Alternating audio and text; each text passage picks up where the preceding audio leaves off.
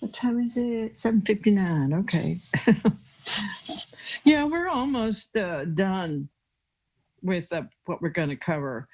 After oh, what I talk about today, the only thing left, or I'm going to talk a little bit about areas and volumes, computing areas and volumes, so applications of integration, basically.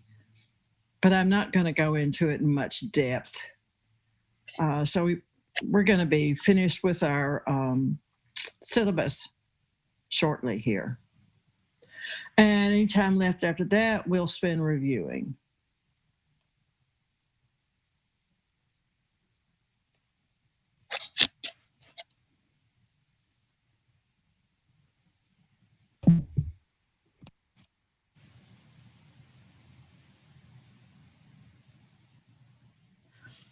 Okay, says 8 o'clock.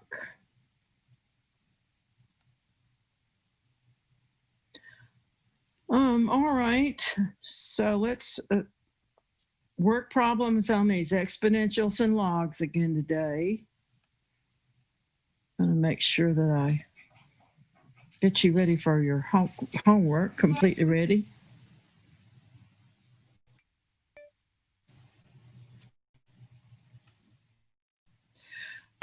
If you all see people that want to enter and I miss it, would you please let me know?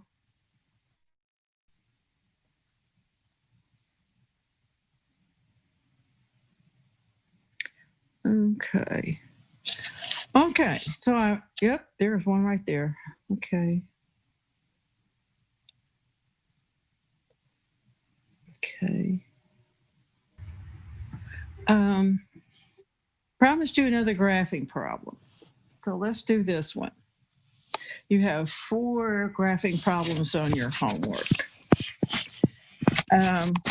Okay, so x times log base 10 of x. Oh, stop that. One thing, log base 10 of x, I can write as ln of x over ln of 10. We talked about that identity yesterday. So f of x, I can write as, 1 over ln of 10. That's a number, a constant, times x, ln of x. ln of 10 is approximately 2.3. So 1 over ln of 10 is just a number that's multiplied by the whole curve, okay? All right, so let's do the usual things. Domain.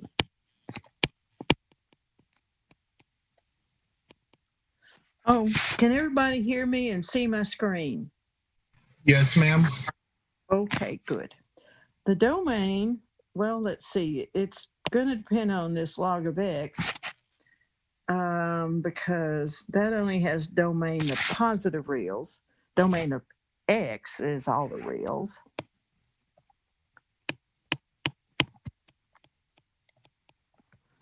Or you could just write 0 to infinity. Okay. Intercepts.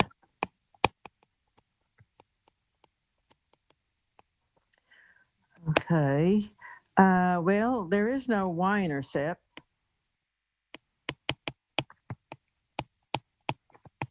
Because 0 is not in the domain. Okay. So no y-intercept. X-intercept.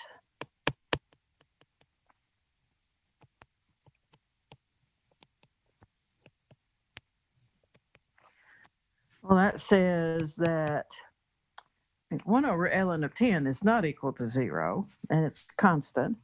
X is 0, or ln of x is 0. X is 0, no, because domain does not include 0. But this could happen. Okay, so that says ln of x is 0. What's x?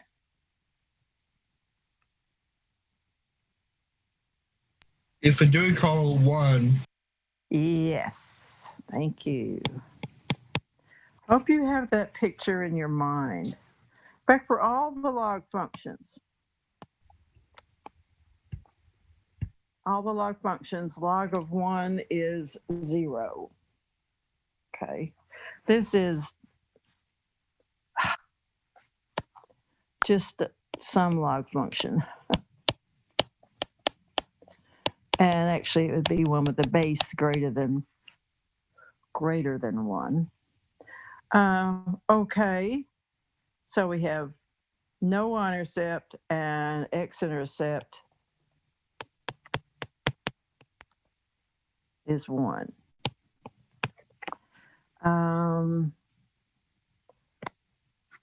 Asymptotes. Okay, I think this is going to be another thing where I have to, well, we don't have L'Hopital's rule yet, but let's just see what happens here. Okay, vertical.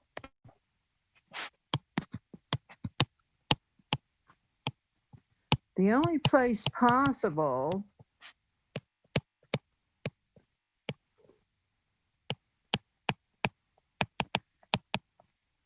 is x equal to 0, which is y-axis, okay?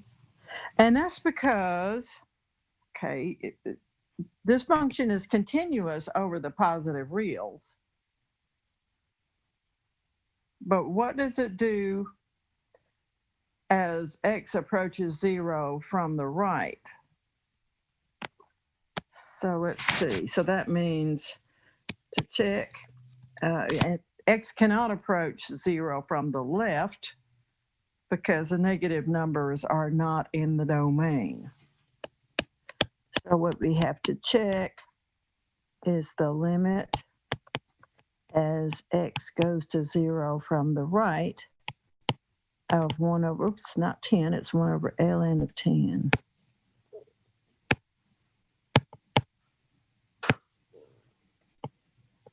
No, I don't want that. Okay. 1 over ln of 10 times x ln of x. Well, that ln of 10 is not going to have any effect, except maybe, okay, it's not going to have any effect on whether or not the limit exists. It's a more better way to say it. If a limit does exist, it could affect that. Okay, but what do we have here? Okay, I'm not going to put equals yet. So what happens?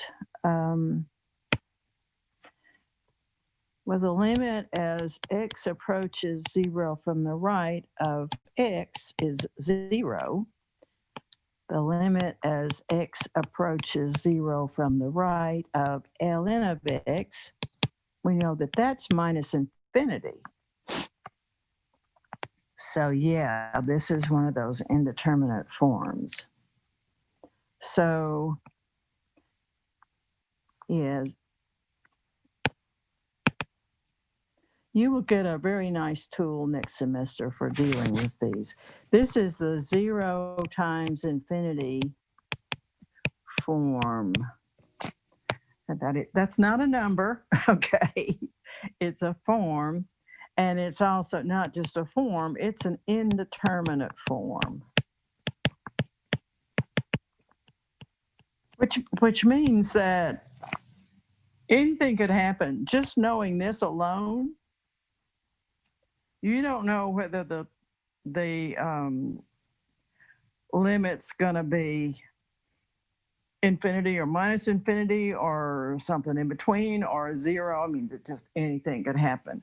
So you have to look more closely at your functions. Okay. And we do not have a tool yet that's adequate for dealing with this, but I'm just gonna, how about we look at a few numbers? I think the limit does exist here, if I remember correctly, but let's check. So this is crude, but it's what we have it's the only tool we have right now to deal with it. So I'm going to put in some values of x. how about 0.1, 0.01, 0.001? And I've got my calculator. I'm going to compute.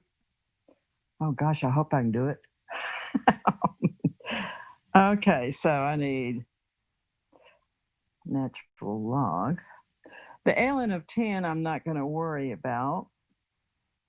Well, I'll put it in there, okay. All right, so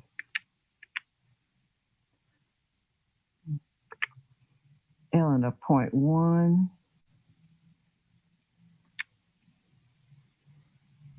times 0.1.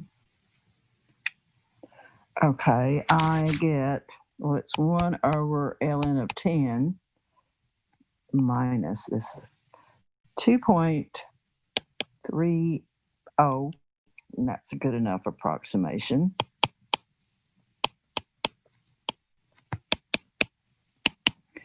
If I put in 0.01, okay, not that, okay.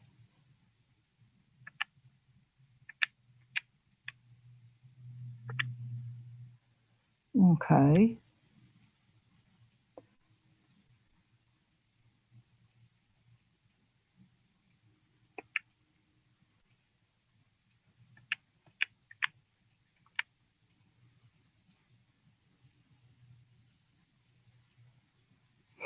Oh, yeah. Okay, so this gives, well, these are all going to be negative, okay, because ln of x when x is between 0 and 1 is negative. Minus 1 over the ln of 10 of 0.046 approximately. Let's check 0.001.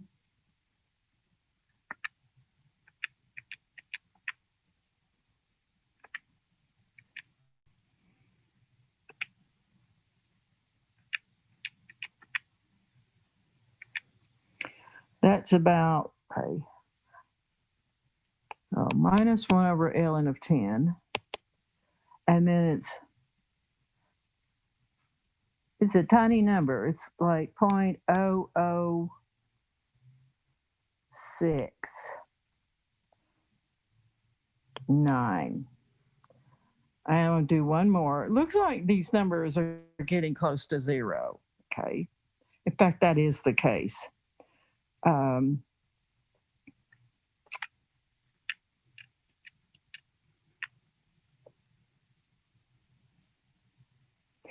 Nope. Okay, if we get to that first, ln of, oops.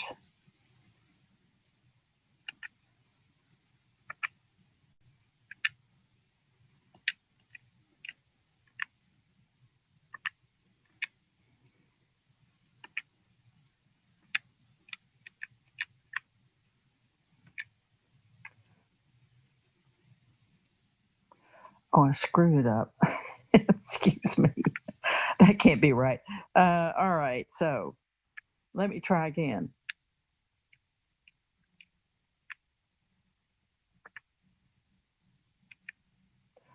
Okay.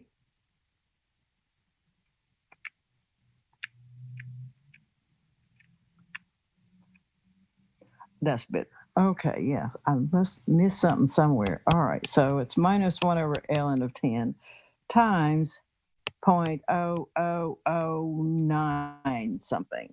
Okay. This limit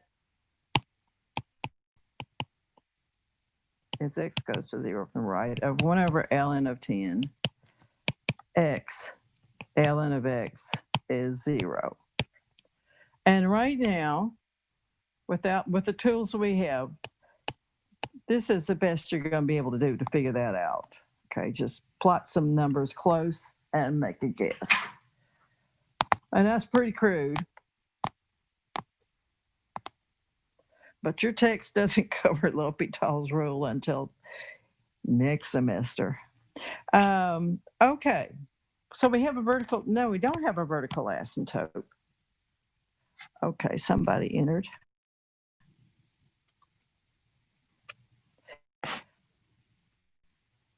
So no vertical asymptote.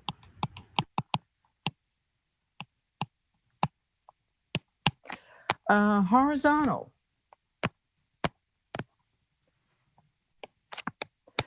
Well, let's see.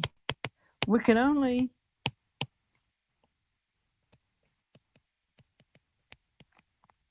possibly have one in the positive direction, so that, the limit as x goes to infinity of 1 over ln of 10 x ln of x. Okay, this is the infinity times infinity form.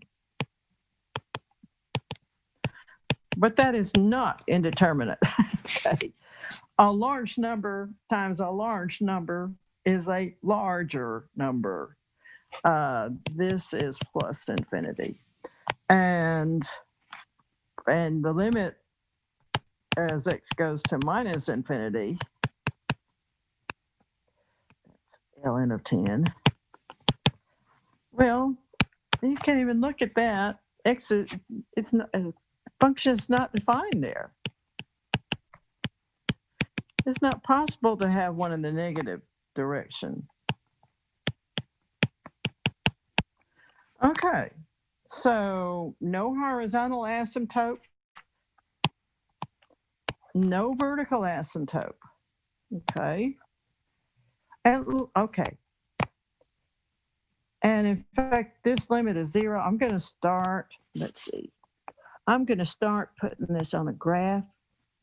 Kind of like to keep track of things as I go because there's so many things to check. Let's see. There's my x and y axes. And we know that they only intercept, call that 1. Okay. Is there 1? Maybe I put it on top.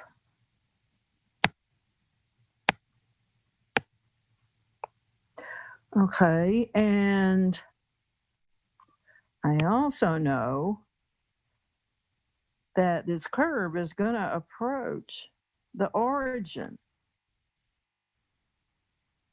And over here, it's going to be negative.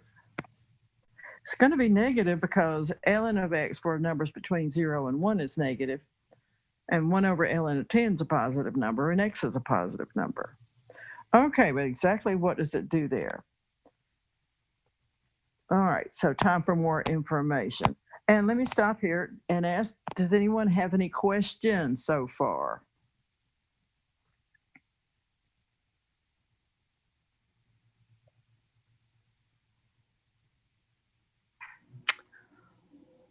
Are you still there?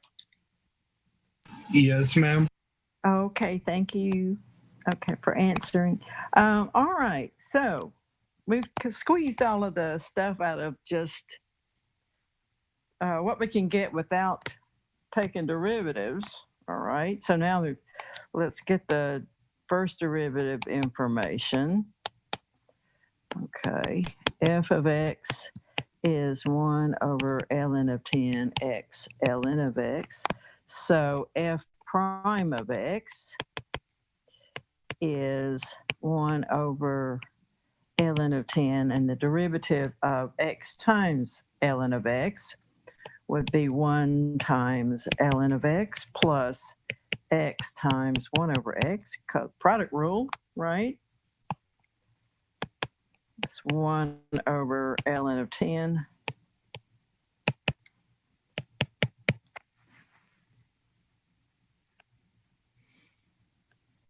Okay, so we have that, and let's see, f prime of x is defined on 0 to infinity, okay, which is the domain of the original function. Okay, it's defined in continuous. And that means I don't get any critical points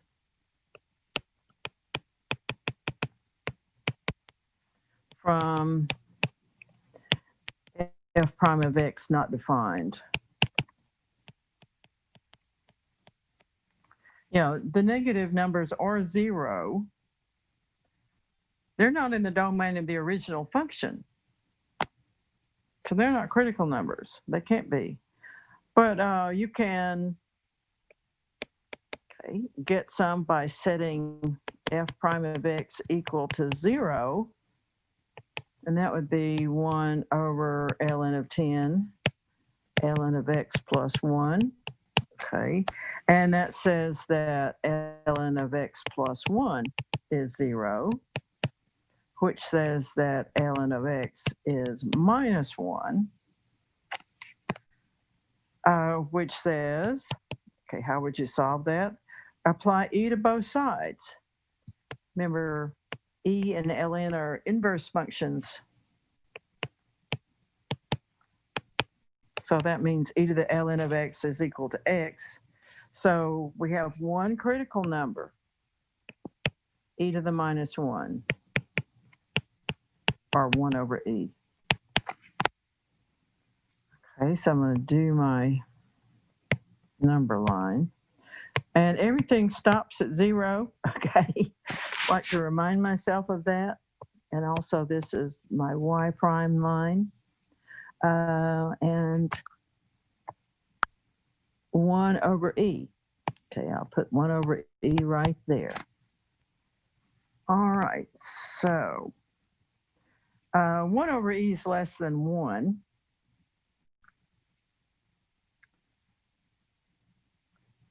And I want to know basically whether ln of 1 over, yeah, whether the ln of x plus 1 is negative or positive, because 1 over ln of 10 is a positive number, because it all depends on that. Okay, what could I do? How about, let's see, what's a point I could check? How about 1 over e squared? 1 over e squared is less than 1 over e. Okay, so it's in the right interval. And ln of 1 over e squared plus 1, well, that's ln of e to the minus 2 plus 1. And ln of e to the minus 2 is minus 2 ln of e. ln of e is 1. So it's minus 1. Okay, so ln of x plus 1 is negative. Function is decreasing on that interval. And what could I pick over here? Well, there are lots of stuff over there. 1 is over there. That'll work. ln of 1 is 0, plus 1 is plus 1. So decreases, and then increases. I'll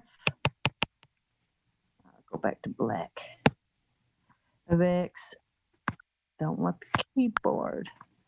F decreases on 0 to 1, and then increases thereafter. And also, we have a local minimum. F of e to the minus 1, which is 1 over ln of 10, e to the minus 1 times ln of e to the minus 1. Okay, ln of e to the minus 1, so 1 over ln of 10, this is 1 over e. ln of e to the minus 1 is minus 1 ln of e. ln of e is 1, so this is minus 1 over e times the ln of 10. Okay, e is about 2.7, ln of 10 is about 2.3, somewhere between 4 and 9, between 1/4 and 1/9. It's a negative number, not terribly large in magnitude. But okay, so far, I know the curve. Let's put another color here. It's gonna, Okay. In fact, I know where the minimum is. That happens at 1 over E. And then it increases. Okay. I know that for sure. Oops. Doesn't wiggle like that probably. Oh, so far, this is just from the Y prime information. Sometimes okay, if you don't, if a second derivative gets too awful, plot what you get from your Y prime information. It won't show you about the concavity, but it gets the more essential pieces of information. Okay, but the second derivative here is not too bad. Okay, and we've gotten everything we can out of the first derivative. So now it's time for the second derivative. And I have to remember what the first derivative was. Let's see. It was 1 over ln of 10 ln of x plus 1.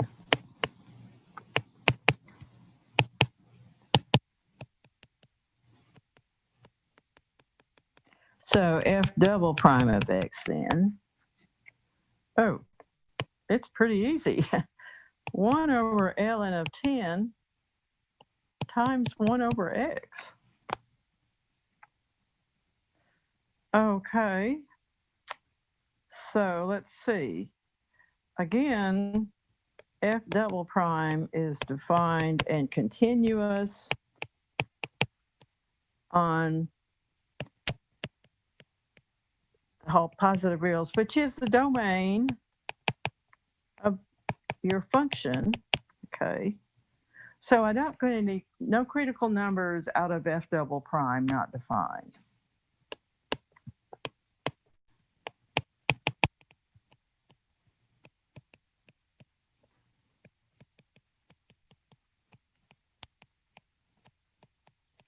But what about f double prime of x equal to 0? Check that.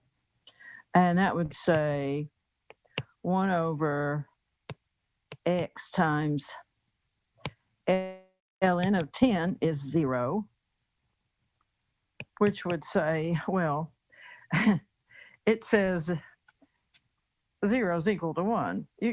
Yeah. Not possible.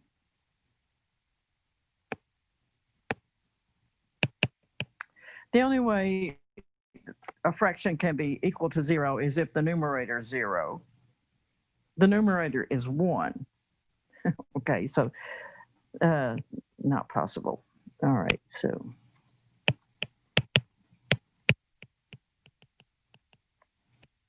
So, okay, no critical points here. That doesn't mean it doesn't have any concavity. Okay, that means it's either concave up or it's concave down, period. So I only have one interval to check, the whole domain. So why not check 1?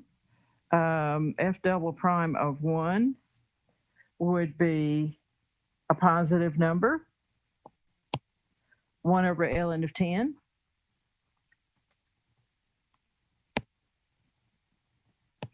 That's in the, yeah, this 1 over ln of 10 would be f double prime of 1. That's positive, so the whole graph is concave up. So f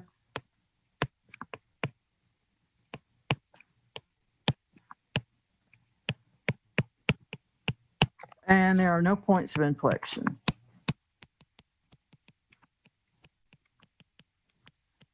And okay, so we have finished. In fact, this sketch is pretty much okay. Okay, it looks like it's concave up there. Functions like this actually show up in some advanced analysis. I know I've seen a theorem about this that's a basis for some results in ergodic theory. So this function is kind of an important one. But you know what it looks like now when you graph it. Any questions?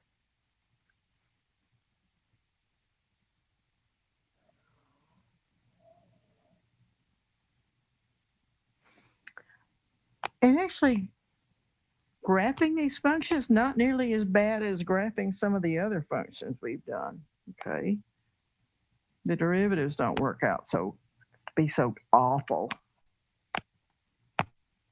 as far as simplifying and all. Okay. So let's see, what else did I want to do today?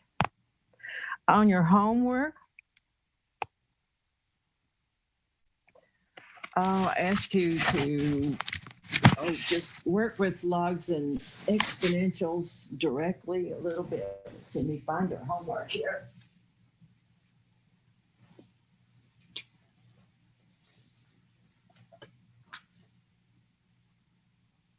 Let's see, we practiced on taking the derivatives already.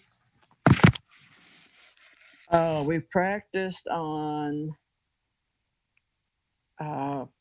did a couple of graphing problems. Let's see, we've done some integrals. Maybe we should do a few more. But I was thinking about what problems 1, 2, and 4, okay, doing some things like that. So some examples.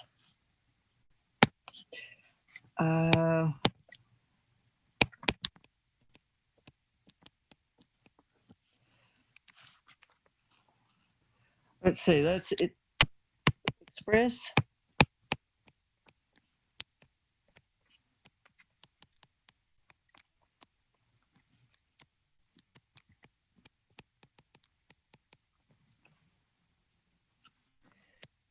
the given quantity as a single logarithm.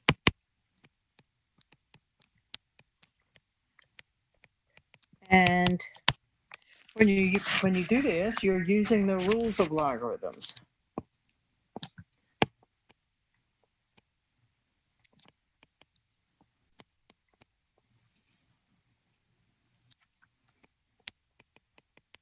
It looks like I pretty much limited to just ln.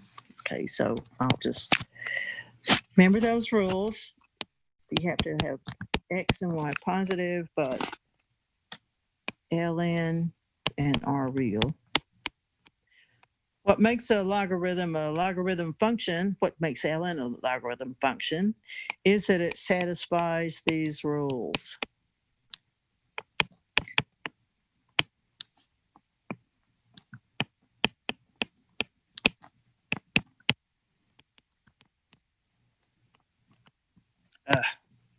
What's wrong with my writing here?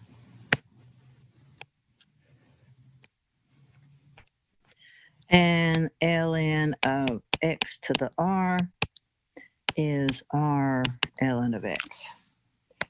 Okay, so let's see.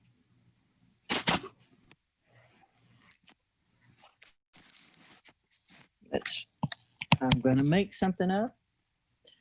Ln of x cubed plus 2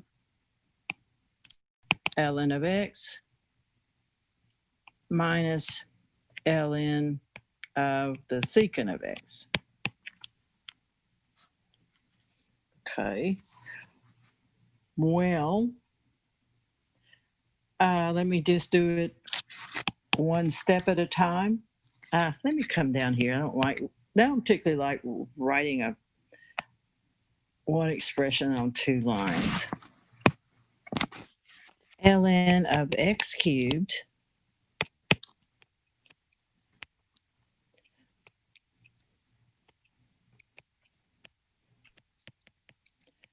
Okay, so I'm going to work on this first. And I'm going to use this rule. That's ln of x cubed. Oop, no, wait a minute. Better deal with that first. Okay, that 2. Okay. 2 ln of x is equal to ln of x squared by this rule. And then minus ln of the secant of x. And that's ln of x cubed. Okay, now I'm going to use that rule right there. Okay, that's ln of x squared over the secant of x. And now I'm going to use this rule, okay, the one about the sums. And that says the whole thing is ln of x cubed times x squared over secant of x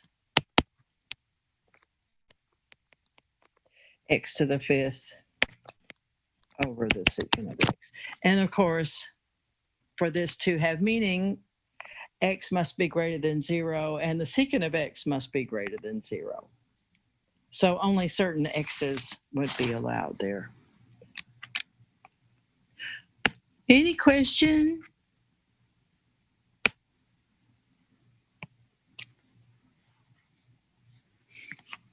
About that?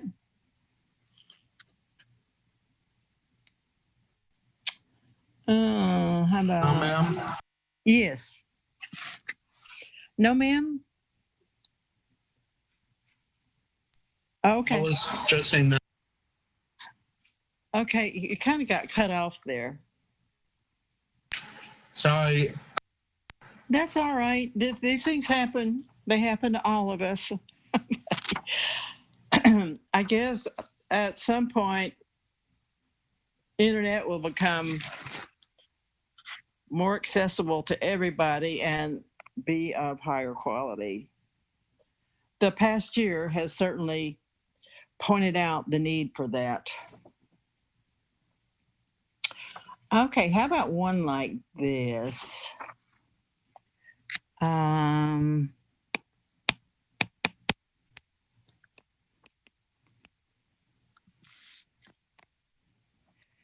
Okay. This one, the directions, find the exact value.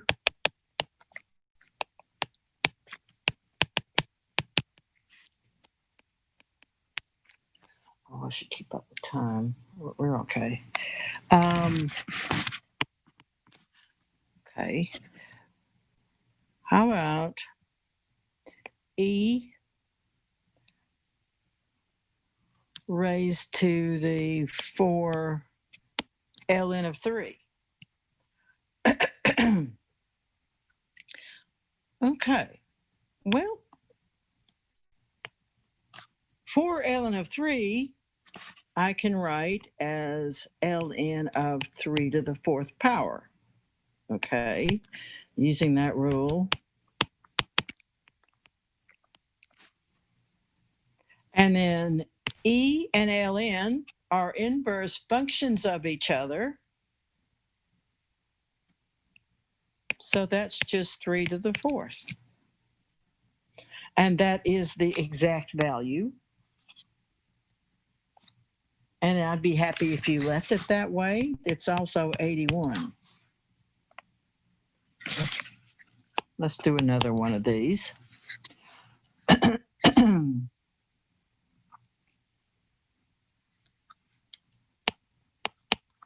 How about the log base 10 of 4 minus the log, I'm making this up, okay, base 10 of 100. Yeah, if I make stuff up, sometimes I make up something I didn't anticipate. So it's always a little iffy. All right. So, yeah, most of the time I have a carefully chosen problems so that I don't get into something that's impossible. Well, let's see. Now, the rules of logarithms hold for logs of other bases too. The rules of exponentials hold for other bases. In fact, they're part of your algebra rules that you've known about hopefully for some time. But okay, so this is equal to the log base 10 of 4 over 100.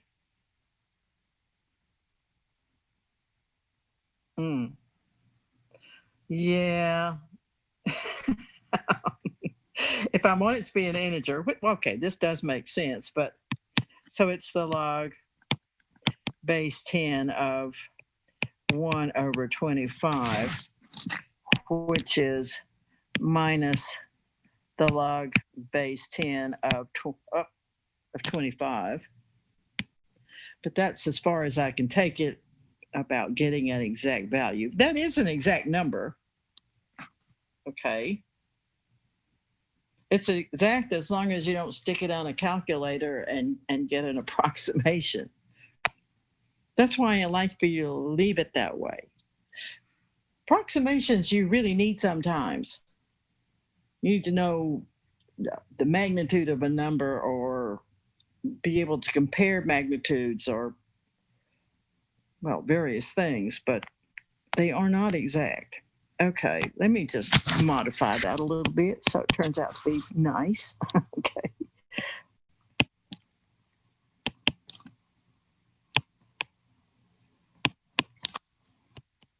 How about this? Now that's going to be, I carefully chose powers of 10. 1,000 divided by 100, which is 10. And log base 10 of 10 is 1.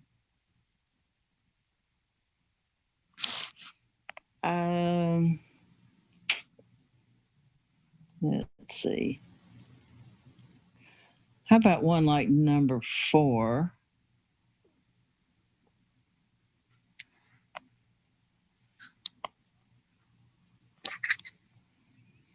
It says solve the equations for x.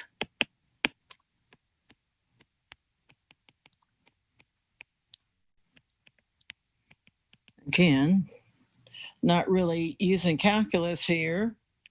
We're using the properties of these new functions.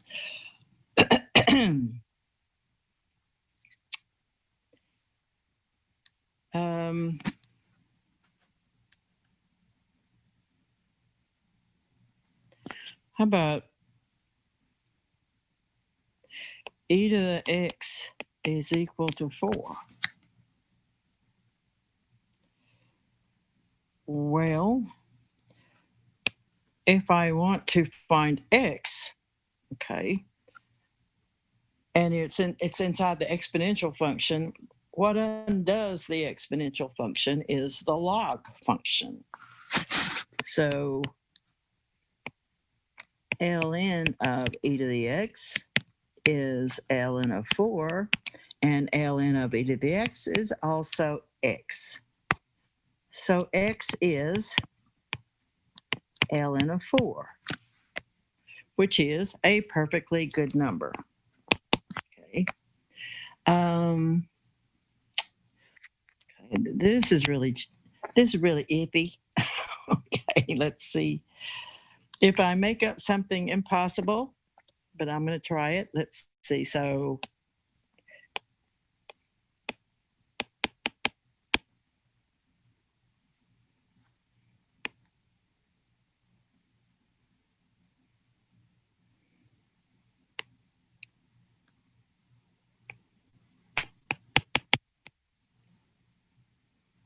okay, I just made this up.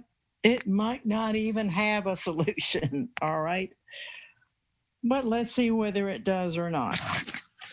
Okay, so I've got 2 ln of x plus 3.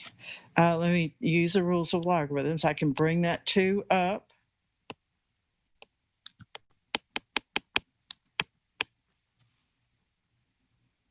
Okay. And okay, all I did was change the way I wrote that first term. Then next, the minus here, that's ln of x plus 3 squared divided by x plus 2 is equal to 1. And now to undo, apply the exponential function.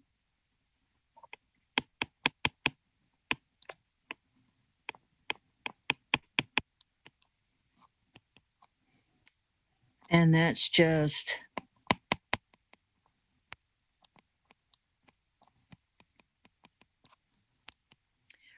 okay, e on the other side.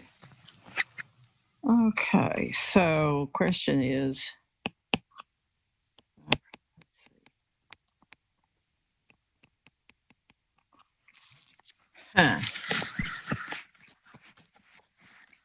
I think it has a solution. And let's see whether I can find it or not. Probably not. Okay. Well, let's just see. Let's fool around with it. We can at least prove that it has a solution, I think. But let's see if I can find E. This would say E times x plus 2 is x plus 3 squared. And okay, that's EX plus 2E on the left. On the right, I've got x squared plus 6x plus 9. So I've got, yeah, we can use a quadratic formula here. It's not going to be pretty, but we can do it. Okay, so I've got x squared. I'm taking everything to the right-hand side, plus 6x plus 9 minus EX minus 2E.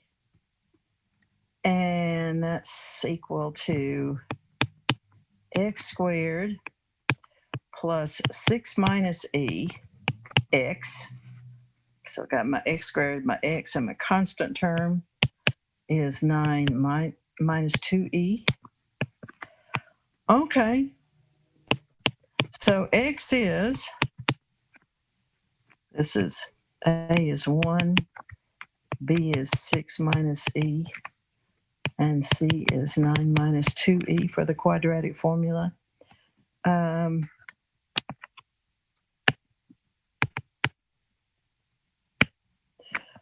Okay, minus B would be minus 6 minus E, plus or minus B squared minus 4A C over 2A. And okay, so let's see. It all depends on whether the number in the radical is positive or not. And let's see if I can figure that out. Okay, 6 minus E, that's at least 9.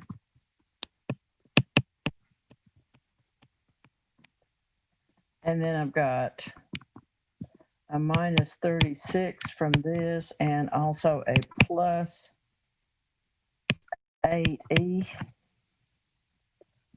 So minus 27, 8 times E. It's going to be kind of close. Well, let's see.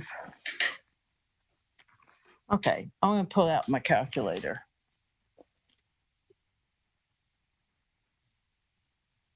And get this, and let's see. Yeah, all I want to know is whether or not that expression under the radical is positive. If it's negative, well, it's not equal to 0. I can tell that by looking at it. But if it's negative, that means I have no real solutions, okay? And that would mean that this problem that I made up has no solution.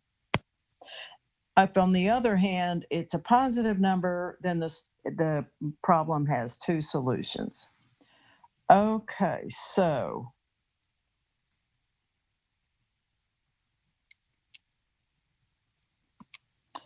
okay.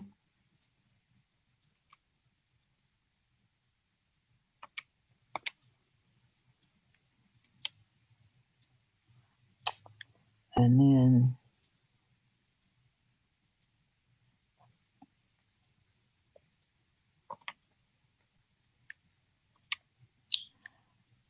okay, so let me keep track here in case I screw something up. 6 minus e squared is approximately 10.76.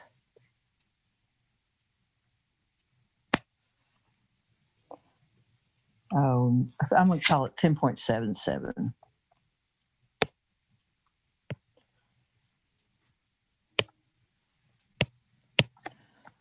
Okay, and so then we have that minus 36, and then we have that plus 8e.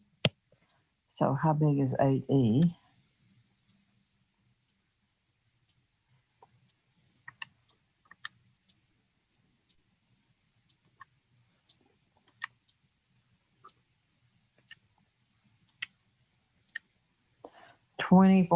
This is approximately 21.75.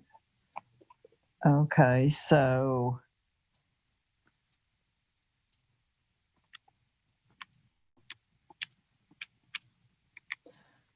and that, oh, it's negative. Okay. This number plus this number is about 32.5. But then you're subtracting 36, and that's less than 0. So that means that there is no solution. I think that your homework problems do have solutions because I chose them more carefully. Okay. Yeah, generally I get my problems out of old textbooks because they were carefully chosen. If I make one up myself, it has to be pretty thoroughly checked out, certainly before I put it on a test or something. Okay. But that's how you will work with these things. Okay, Mr. Bradley's in my next class. We're just about out of time. Okay, I think that pretty much gets you ready to do your homework. Maybe tomorrow I will do a few more integral problems, just to be sure. And then we will start talking a little bit about how you use integrals to find areas of regions, certain regions. So, okay, well, we're going to end class and hang around if you have questions. Bye. See you, Miss Kennedy.